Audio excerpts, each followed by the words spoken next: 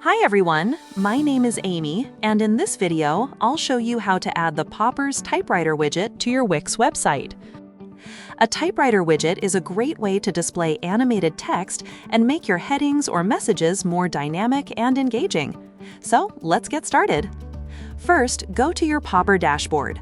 Once you're there, click on Widgets from the left sidebar and then click Create New Widget. Now, search for Typewriter in the widget library and open it. Once the widget editor opens, you'll see the preview on the right side and the settings on the left side.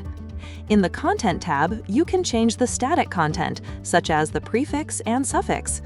You can also decide whether the text should be shown in a row or column layout. Then you can create sequences, where you define the typing steps, wait time, and delete actions. To add a new sequence step, click Add Step.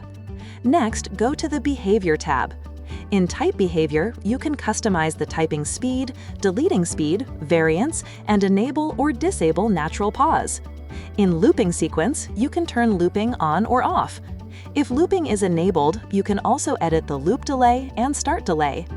Then open the Appearance tab. Here, you can change the font family, font size, weight, line height, line spacing, and alignment. In the Effect section, you can enable gradient text and convert the text into a gradient style. If gradient text is turned off, you can change the regular text color instead. You can also enable or disable the glow effect. In the Container Wrapper section, you can choose between inline or card box. Next, go to the Cursor tab.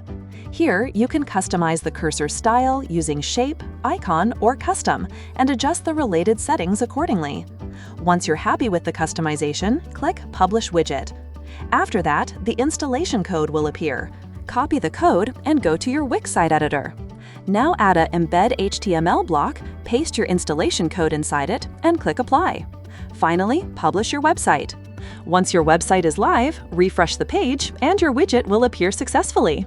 That's it for this video. I'll see you in the next one.